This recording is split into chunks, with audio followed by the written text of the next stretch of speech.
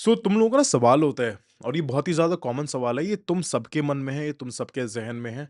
जब भी मैनिफेस्टेशन से रिलेटेड आता है, जब भी लाइफ से रिलेटेड आता है या जिस भी इंसान को लाइफ में आगे बढ़ना है, एक वो सवाल होता है कि भैया आखिर राइट इंसान को कैसे मैनिफेस्ट करें?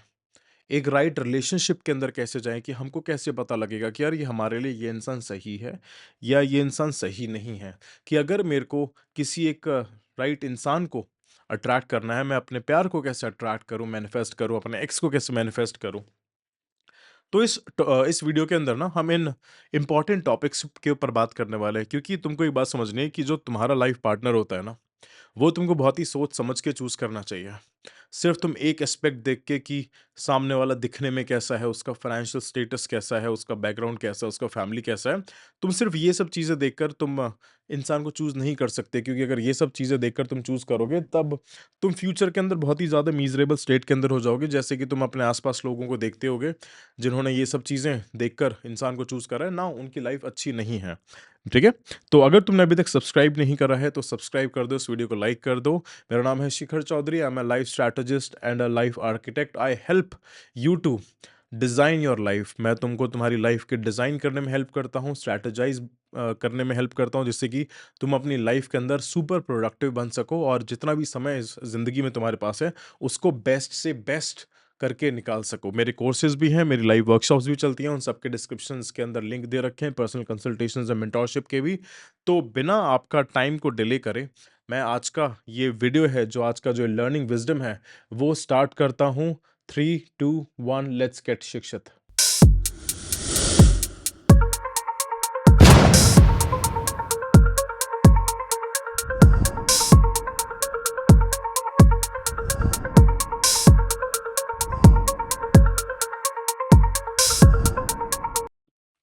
देखो, सबसे पहले ना कुछ बेसिक कांसेप्ट्स पर आ जाते हैं, सेल्फ से रिलेटेड, ठीक है? क्योंकि सबसे पहले ना सेल्फ इम्पोर्टेंट है। सेल्फ मतलब कि तुम खुद कैसे हो? तुमको सबसे पहले अपने आप से कुछ क्वेश्चंस पूछने हैं कि यार मेरा खुद के साथ रिलेशनशिप कैसा है? क्या मैं खुद अभी उस जगह पर हूँ, उस स्टेट पर हूँ जहाँ पर मेरे को होना चाहिए? चाहे इमोशनली स्टेट पर मैं वहाँ पर हूँ जहाँ पर मेरे को होना चाहिए, मेंटली स्टेट पर वहाँ पर हूँ जहाँ पर मेरे को होना चाहिए, फाइनेंशियली मैं वहाँ पर हूँ जहाँ पर मेरे को होना चाहिए।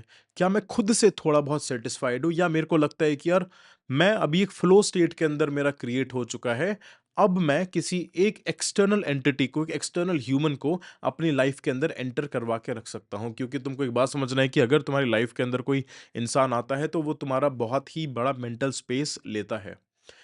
अब या तो तुम उस मेंटल स्पेस को सुंदर बनाओ या तुम उस मेंटल स्पेस को क्योटिक बनाओ। सारी चॉइसेस तुम्हारे ऊपर होती हैं। पर सबसे पहले खुद को असेसमेंट करना होता है, सेल्फ को असेसमेंट करना होता है। ठीक है? तो ये सवाल तुमको अपने आप से पूछना है। अब rather than finding the right person, ठीक है?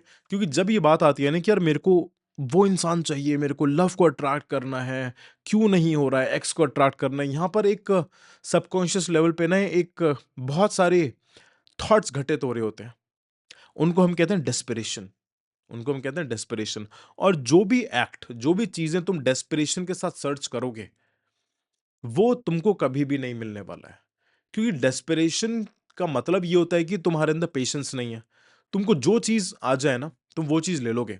और जब भी तुम किसी पर्टिकुलर चीज़ के लिए डेस्परेट होते हो, चाहे जॉब हो जाए, इंसान हो जाए, रिलेशनशिप हो जाए, तब तुम अपनी सेल्फ वर्थ को डिग्रेड करते हो, तब तुम अपनी वैल्यू को डिग्रेड करते हो। और यूनिवर्स के कंसेप्ट के अकॉर्डिंगली और न्यूरो साइंस के अकॉर्डिंगली और साइकोलॉजी के हिसाब से भी, जब भी तुम खुद की वैल्यू को डिग्रेड करते हो ना, तो तुम्हारी वाइब्रेशंस लो होती हैं, तुम्हारी फ्रीक्वेंसीज लो होती हैं।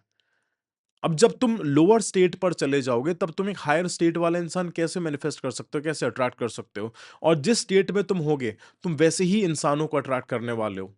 अगर तुम्हारी लाइफ अभी मीज़रेबल है, तो कोई और इंसान आ जाएगा, वो तुम्हारी लाइफ को डबल मीज़रेबल बना देगा।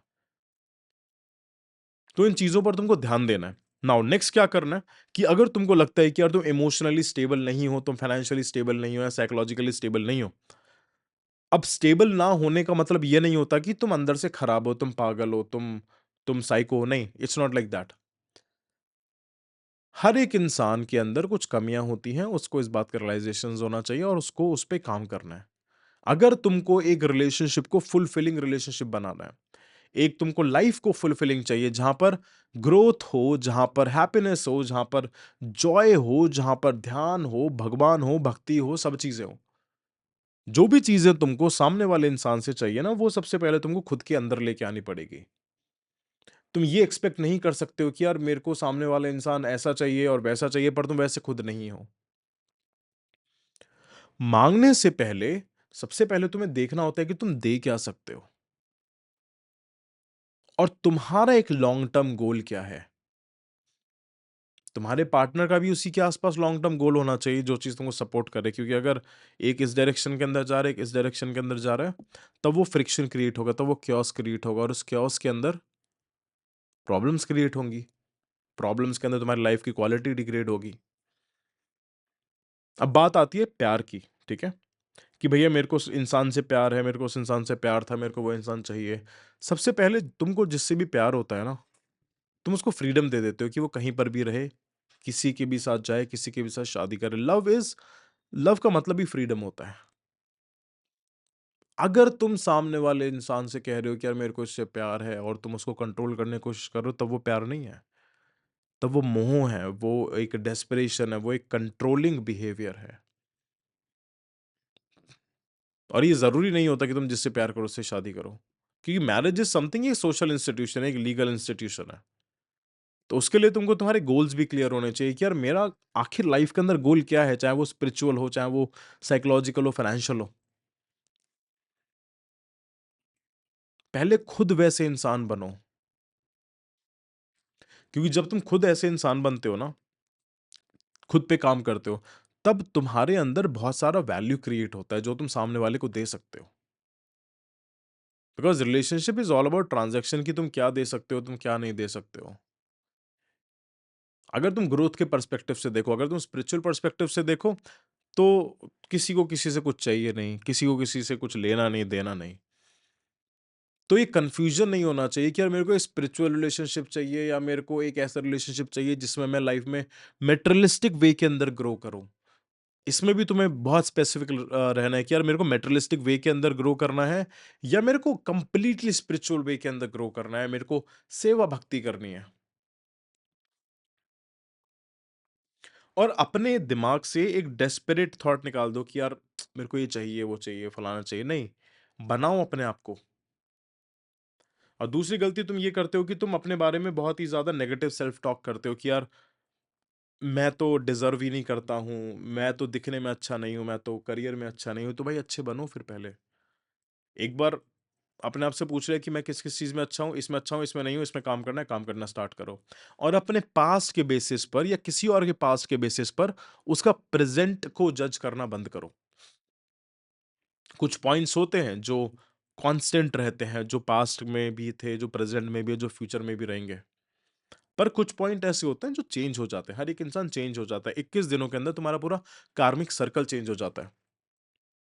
अगर तुम्हें किसी इंसान का चेंज देखना है तो उसको सिर्फ़ 21 दिन तक नोटिस करो कि यार वो चेंज कर रहा है या नहीं कर रहा है ऑन अ डेली बेसिस। अगर वो 21 दिन तक वो कंसिस्टेंट नहीं है किसी भी पर्टिकुलर चेंज में, तो छोड़ दो, टाटा बाय-बाय बोल के चले जाओ। As simple as that. पर अपने पास्ट को रिपीट करना बंद करो। अगर पास्ट में ब्रेकअप हो गया है, उस ब्रेकअप को नोट डाउन करो कि यार ये ब्रेकअप हो गया था, इसका ये रीज़न था, उस पे काम करो। देखो लाइफ ना बहुत ज़्यादा सुंदर है और जब कोई एक सुंदर पार्टनर मिल जाता है, सुंदर का मतलब ये नहीं है कि शक्ल से दिखने वाला सुंदर, जिसकी सीरत सुंदर होती है, जिसके अंदर से सोल सुंदर होती है, प्योर होती है, ऑथेंटिक होती है। चाहे उसने पास्ट में कितने भी झूठ बोले हों, कुछ भी करे हों, इट डज़न्ट मैटर। वो प्रेज़ेंट में कैसा है।